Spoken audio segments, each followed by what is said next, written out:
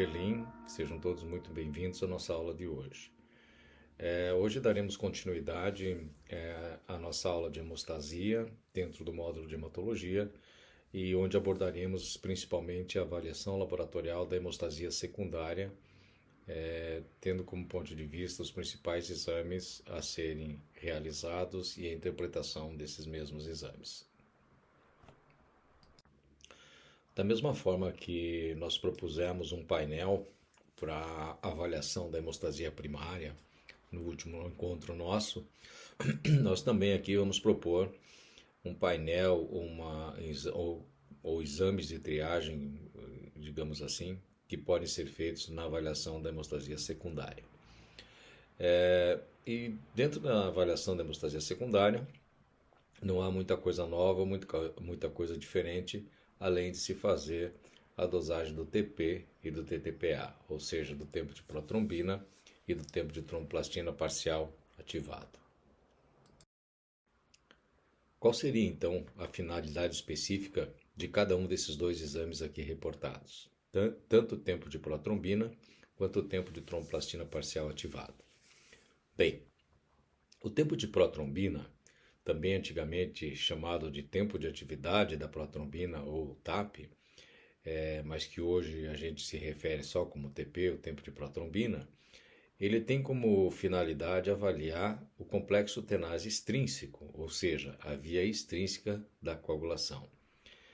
E o TTP, ou TTPA, tempo de tromboplastina parcial ativado, que também antigamente chamávamos de KPTT, ele avalia o complexo tenase intrínseco, ou seja, a via intrínseca da coagulação.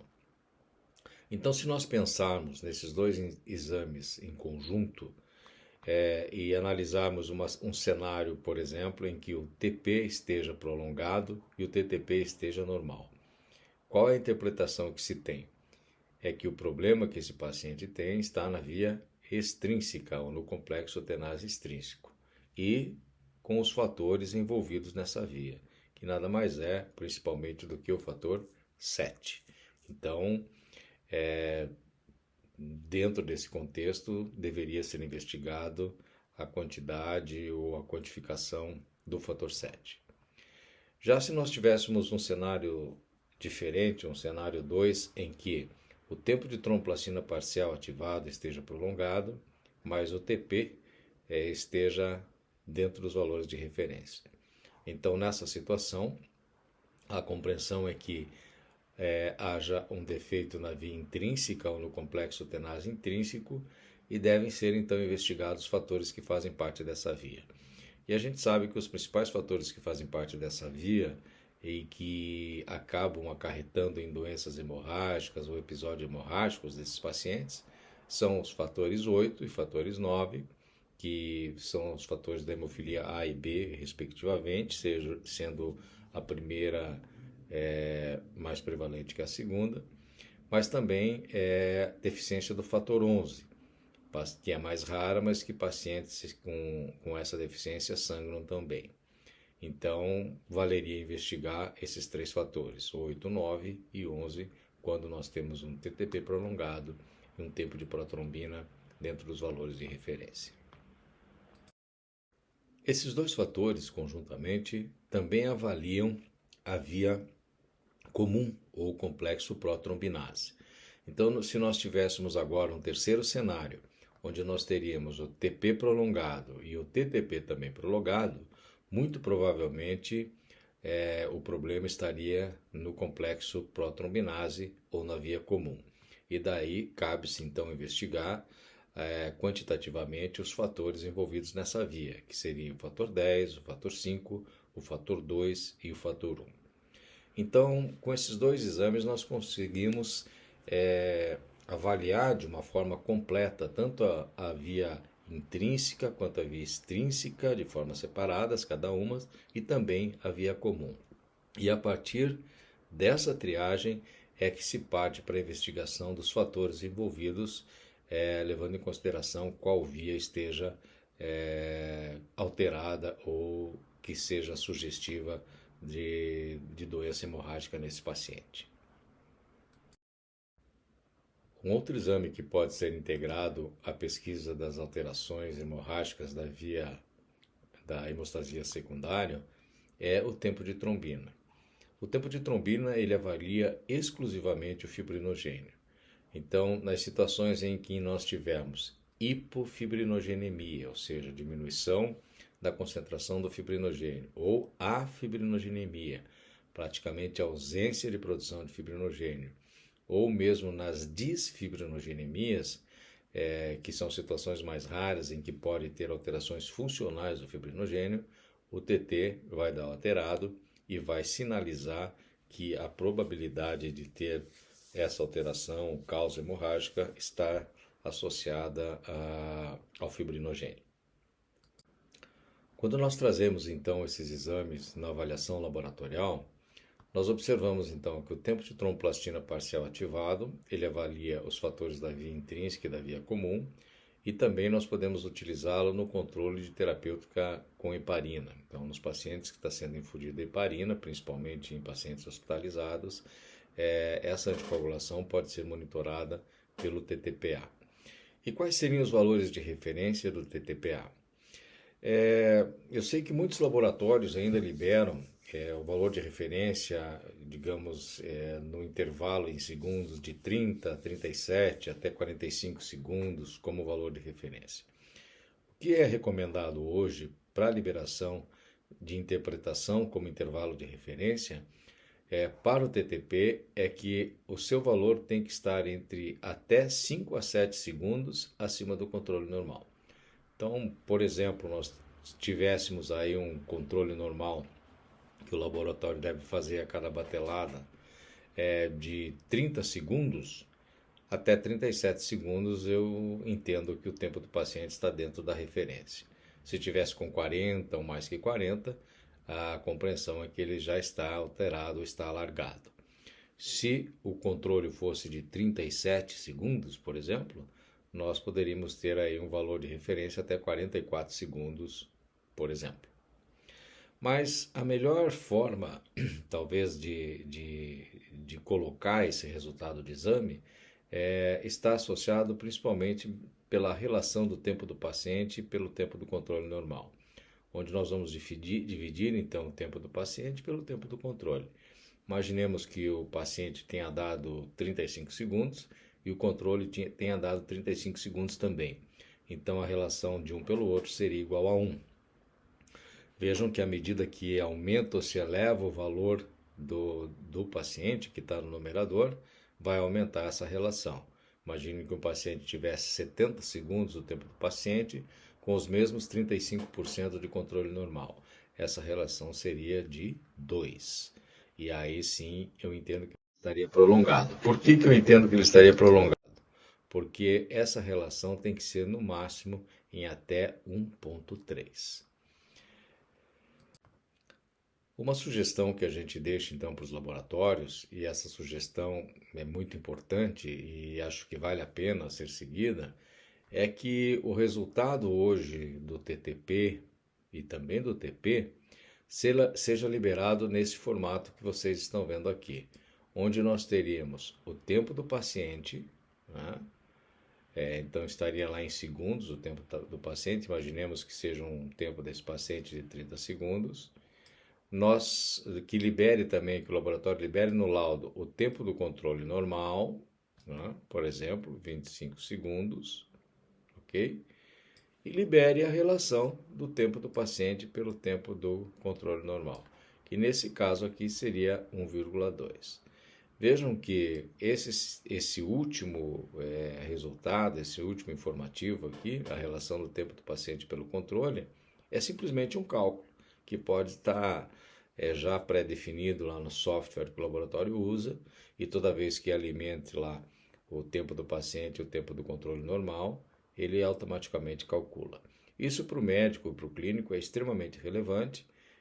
Muitos médicos já utilizam, sabem utilizar essa relação, e ela é muito fácil, eu não preciso ficar decorando quantos segundos de valor de referência, levando em conta o controle normal. Mas simplesmente dividir um pelo outro, eu sempre sei que essa proporção tem que estar em até 1,3. Então, vale a pena o laboratório pensar dessa forma e trazer no laudo essas três informações.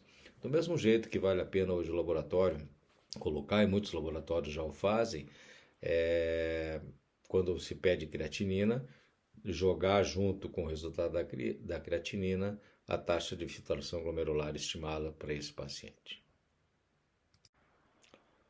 Outra recomendação ou sugestão importante para os laboratórios é que toda vez que você tenha um TTPA prolongado, obviamente a maioria dos laboratórios repete uma segunda vez esse exame para confirmação, aí até para livrar na hipótese de alguma troca, de algum outro problema, mas é que seja feito o que nós chamamos de mix test ou teste da mistura.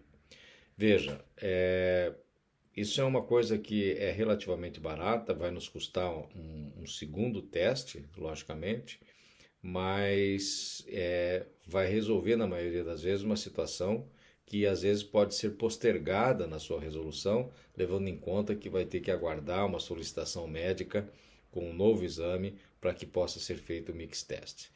Então eu acho que vale muito a pena, toda vez que se tem um TTPA alterado, o laboratório já fazer esse mix test ou teste da mistura. E qual que é a finalidade, como é que deve ser feito esse teste da mistura? Não sei se todos lembram, né?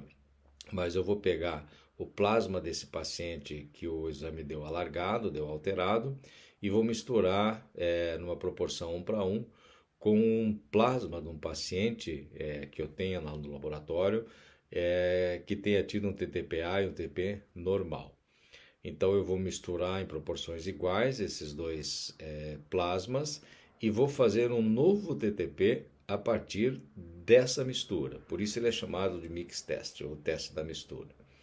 Se não houver a correção do tempo em pelo menos 50% depois de misturado ou com o teste da mistura, eu entendo que a causa desse prolongamento do tempo de tromboplastina parcial ativado seja em função da presença, na maioria das vezes, de anticorpos antifosfolipídio, que é uma síndrome que a gente chama de SAF, né? Síndrome de anticorpos antifosfolipídio. E por que esses anticorpos acabam prolongando o TTP? Porque eles se ligam aos fosfolipídios que nós usamos aqui no tubo para fazer o teste. Lembram que tudo isso tem que acontecer numa superfície com fosfolipídio? E ele bloqueando os sítios, diminuindo os sítios de ligação ou do contato dos fosfolipídios com os fatores de coagulação aqui que vão ser analisados, vai fazer com que esse tempo fique prolongado. Então, deu um TTP prolongado, fez o teste da mistura, o mix test, não corrigiu, por suposto, é uma síndrome de anticorpo antifosfolipídio. Porque, independentemente de eu acrescentar um plasma normal, como foi acrescentado aqui, na quantidade que for, esses anticorpos continuarão se ligando aos fosfolipídios e diminuindo o contato, aumentando ou prolongando o tempo do teste. Agora, se após o teste da mistura, ou seja, quando eu faço esse teste da mistura e há uma correção do tempo em pelo menos 50% do valor do primeiro teste, a compreensão que se tem é que o problema realmente seja uma deficiência de fator. E aí sim vai ser feita, logicamente, a avaliação dos fatores envolvidos na via que o TTPA avalia, que seria a via intrínseca, ou seja, fator 8, fator 9, fator 11. Ok? Então, o teste da mistura vale a pena sempre ser feito. E, obviamente, deve ser relatado no laudo que foi feito o teste da mistura e qual o resultado obtido para esse teste. Aqui nós teríamos um resultado do teste da mistura, que foi feito, por exemplo, num TTPA prolongado, e, consequentemente, os resultados. Lembrando que a síndrome de anticorpo antifosfolipídio, embora ela apresente um TTPA prolongado, o resultado clínico dessa síndrome é exatamente o contrário. A possibilidade de hipercoagulabilidade desse paciente ou desenvolvimento de evento trombótico. E a sensibilidade do TTPA para detectar o anticoagulante lúpico, que é um dos mais comuns, mas pode ser o anticardiolipina também, é dependente da sensibilidade dos fosfolipídios usados no teste dos reagentes para os anticorpos. E esse aqui seria um teste mais sensível, LA-PTT, que utiliza fosfolipídios mais sensíveis, principalmente ao anticoagulante lúpico. Então, pode ser feito nesse segundo momento, principalmente no teste da mistura, utilizando esse tipo de reagente. Esse quadro demonstra exatamente um algoritmo em cima de possibilidades de causa quando nós temos um TTPA prolongado, verdadeiramente já caracterizado pelo teste da mistura ou pelo mix test. Então, nós temos um TTPA prolongado, se for em situações hereditárias, com manifestação hemorrágica. Provavelmente pode ser em mais comum hemofilia A ou B, deficiência de fator 8 e fator 9, respectivamente. Deficiência de fator 11, já são situações de sangramentos menos evidentes ou mais brandos, ou a própria doença de von Willebrand. Lembram que o fator de von Willebrand ele é um fator que anda acoplado ou ligado ao fator 8 no plasma, porque ele é chamado também de fator estabilizador do fator 8. E quando há deficiência do fator de von Willebrand, nós teremos uma quantidade grande de fator 8 sem estar ligado ao fator de von Willebrand por essa deficiência e, consequentemente, ele é degradado muito rapidamente. E isso vai, logicamente, prolongar o TTPA, mimetizando uma situação de deficiência de fator 8. Aí deve ser investigado se não há doença de von Willebrand. Sem manifestações hemorrágicas, deficiência do fator 12, a gente já tinha comentado isso, e deficiência de pré-calicreína e cinonogênio de alto peso molecular, que essas deficiências geralmente não causam síndromes hemorrágicas, ou seja, a gente tem um tempo prolongado do TTP, consegue enxergar isso laboratorialmente, mas clinicamente esse paciente não apresenta nenhuma alteração relevante de sangramento. Há possibilidade de ser alguns quadros adquiridos, daí nós podemos pensar no paciente que esteja em uso de heparina, por exemplo, e obviamente ele vai prolongar o TTP. E aqui sim, os anticorpos antifosfolipídio, como o anticoagulante lúpico, anticardiolipina, e os chamados inibidores adquiridos do fator 8, do fator 9 e do fator 11, que vão provocar, logicamente,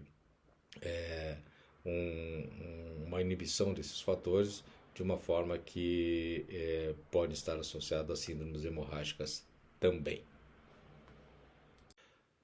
Já o tempo de protrombina, ou TP, nós sabemos que ele avalia a via extrínseca da coagulação, então especificamente o fator 7, que está envolvido nessa via, mas também avalia os fatores de vitamina K dependentes, que são os fatores 2, 7, 9 e 10. Então, por exemplo, nas deficiências de vitamina K, esse teste, esse exame também poderá estar prolongado. Por isso que nós utilizamos o TP na avaliação de pacientes que fazem uso de varfarina para anticoagulação ou de cumarínico, porque esses pacientes vão utilizar, logicamente, competidores da vitamina K. Essa é a forma, lembram, de anticoagulação, inibidores da vitamina K, de uma forma, então, que o tempo do exame vai estar alargado. Ele é usado realmente para controle de pacientes anticoagulados com cumarínico ou com varfarina. Quais seriam os valores de referência para o TP? Também aqui, ainda até tempos atrás, se usava valores até 13 segundos, 12 segundos, 14 segundos. O que se recomenda hoje que pode ser utilizado? O valor de referência que ele venha de uma forma associado como nós fizemos lá no TTP. Que ele pode ser de até 2 ou 3 segundos acima do controle normal. Então, se nós temos um controle normal de 10 segundos, pode ser até 13. Se é até 12 segundos, pode ser até 14 ou 15. Geralmente, o controle normal que nós utilizamos, o tempo dele é inferior ou até 12 segundos no máximo.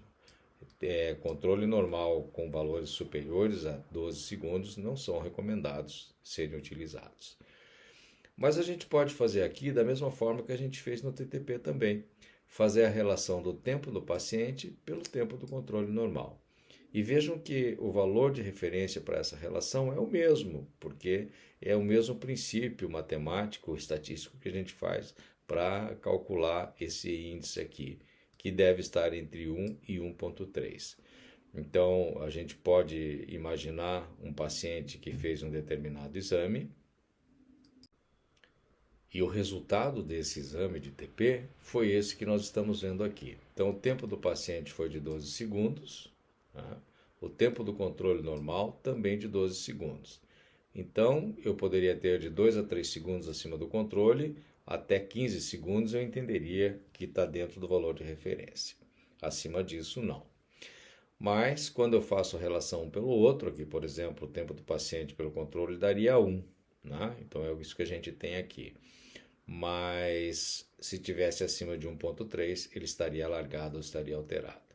E aqui também segue a mesma sugestão que nós comentamos na liberação do exame do TTP, que o laudo do laboratório traga todas essas informações. O tempo do paciente, o tempo do controle normal e a relação tempo do paciente pelo controle normal. Isso também vai facilitar muito a vida do paciente ou do médico no sentido de interpretação. Vejam vocês que o teste da mistura também deve ser feito quando o tempo de protrombina está prolongado.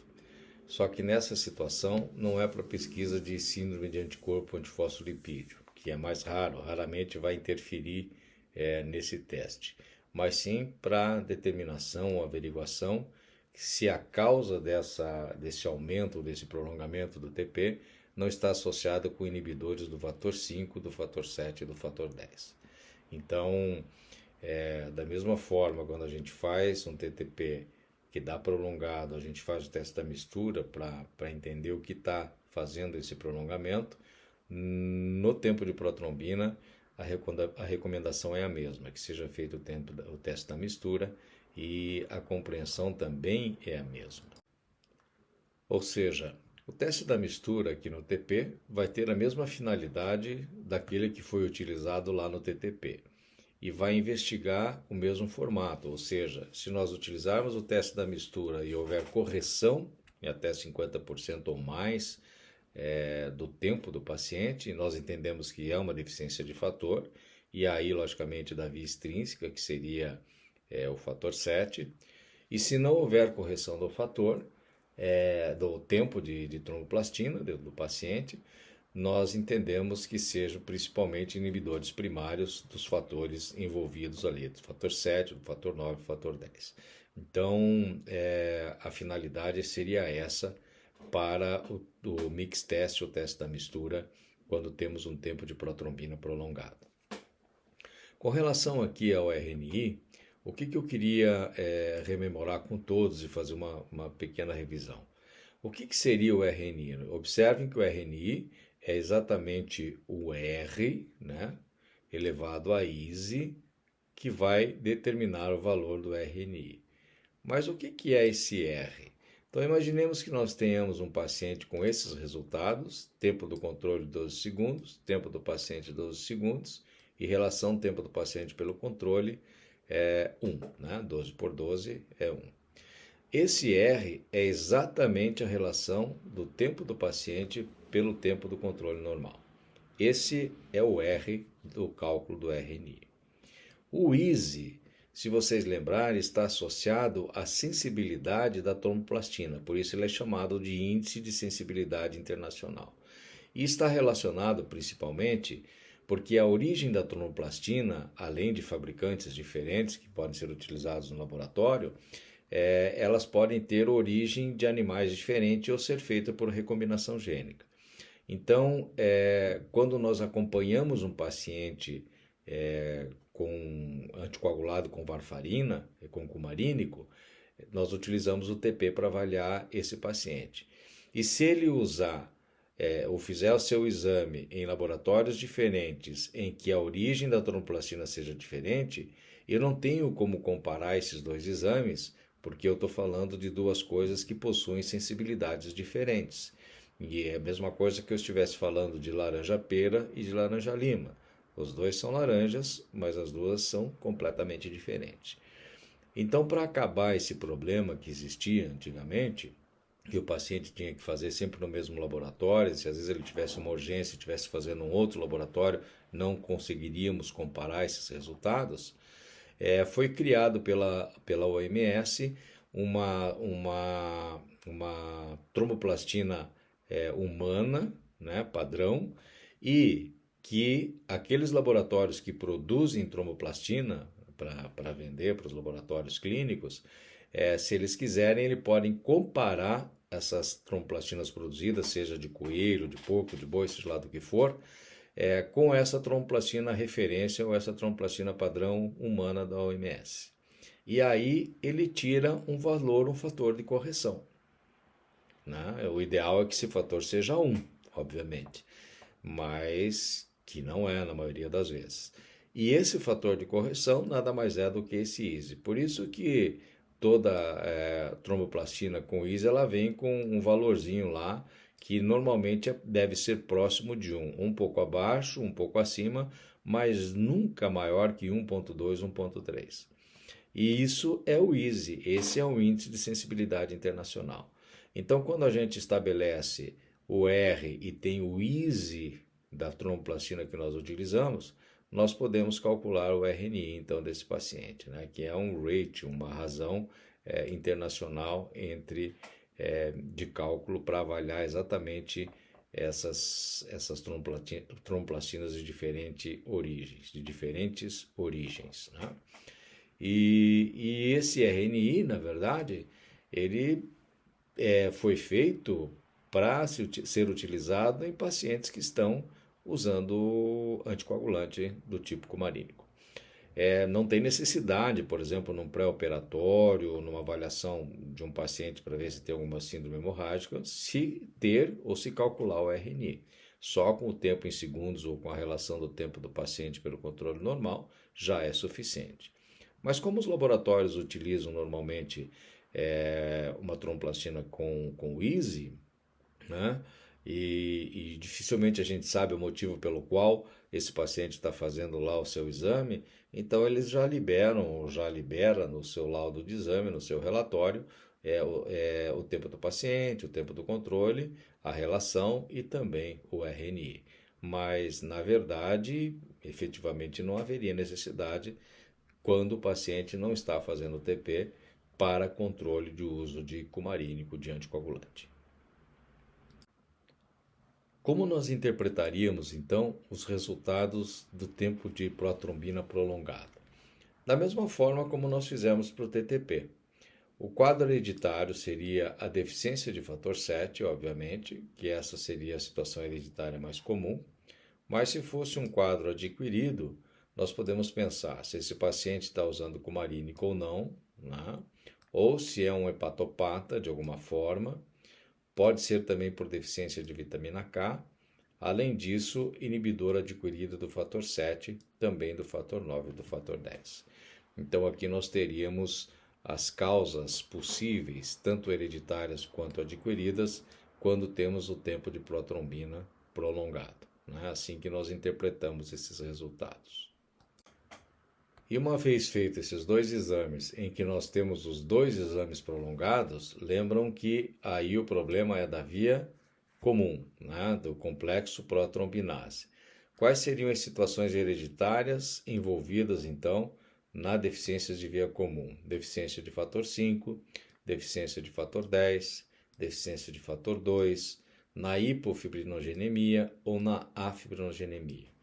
E nas situações de doenças adquiridas ou quadros adquiridos, na coagulação intravascular disseminada, pacientes com doenças hepáticas, né, hepatopatia grave, cirrose, etc., deficiência da vitamina K, uso de anticoagulante oral ou heparina, né, e inibidores adquiridos do fator 2, 7, 9 e 10. Então, nós teríamos aí as possibilidades de doenças hemorrágicas, levando em conta a via comum, e isso é caracterizado pelo TTP e pelo TP prolongado.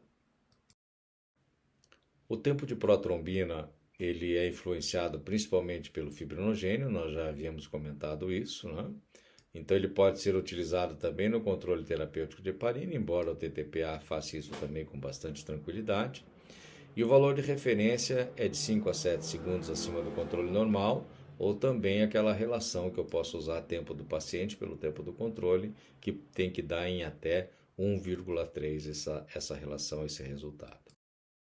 Em se tratando do fibrinogênio ainda, nós podemos fazer a dosagem do fibrinogênio, que vai determinar ou vai conseguir detectar as hipofibrinogênemias, né? Que seriam valores baixos ou concentrações baixas de fibrinogênio. Mas não avalia as disfibrinogênemias, que seriam as alterações funcionais. O TT consegue fazer essa avaliação. E nós vamos observar que ele avalia também via comum, né? Porque está presente lá. E as diminuições das concentrações de fibrinogênio estão associadas, por exemplo, nas CIVDs, na ativação da fibrinólise, na afibrogenemia e disfibrinogenemia. Ele é uma proteína de fase aguda, principal responsável principalmente pela elevação da VHS, lembra? Está aumentado principalmente na gestação, isso é uma coisa importante, principalmente no terceiro trimestre.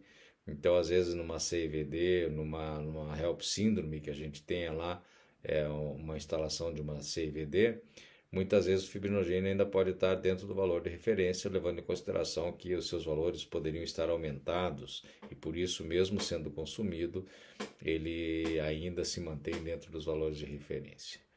E ele está também elevado em eventos vasculares isquêmicos, né? O valor de referência é em torno de 150 a 400 miligramas por decilitro por essa técnica aqui utilizada. Quando nós olhamos então esse quadro que está aqui presente, nós podemos observar então a via afetada de acordo com o exame alterado. Então, por exemplo, quando nós temos problemas da via intrínseca, vejam que o TP está normal na maioria das vezes, o TTPA está prolongado e o tempo de trombina também está normal. Na via intrínseca, o TP está prolongado, o TTP está normal e o TT também está normal, o tempo de trombina. Via comum ou defeitos múltiplos, os dois estariam prolongados, TP e TTPA, e geralmente o tempo de trombina está normal também. Deficiências de fibrinogênio, normalmente o TP está normal, o TTP também, mas o TT estaria prolongado. Logicamente aqui a normalidade do TP e da TTP vai depender, logicamente, do grau de deficiência de fibrinogênio, tá certo? Se for uma deficiência bastante grande, também eles vão estar prolongados. Aqui a gente conclui então que para eu avaliar cada uma dessas vias, é importante sempre que a gente faça como triagem o TP e o TTPA para conseguir determinar qual seja a possível causa da diátese ou da síndrome hemorrágica instalada. E aqui sim, agora trazendo tanto a triagem da hemostasia primária como a hemostasia secundária, a gente consegue então determinar quais as possíveis doenças presentes nessas alterações. Então, na trombocitopenia, por exemplo, nós vamos ver que o TP, o TTPA e o TT são normais, a contagem de plaquetas vai estar diminuída, obviamente, porque é uma trombocitopenia, e isso, logicamente, vai prolongar o tempo de sangramento, tempo de IV, lembra? As trombopatias funcionais nós vamos ter praticamente todas normais, desde que não tenha também associado diminuição de plaquetas, mas o que vai estar prolongado é o tempo de sangramento. Na doença de von Willebrand, seja ela do tipo 1, do tipo 2, do tipo 3, nós teríamos essas alterações. Lembrando que o TTPA pode estar aumentado na doença de von Willebrand, porque lembram que ele é o fator estabilizador do fator 8, e consequentemente, se nós temos diminuição da concentração de fator de von Willebrand, vai diminuir o tempo de vida do fator 8 na circulação, provocando uma diminuição desse controle em virtude do fator de von Willebrand. E, logicamente, o TTPA pode estar prolongado também. Ok?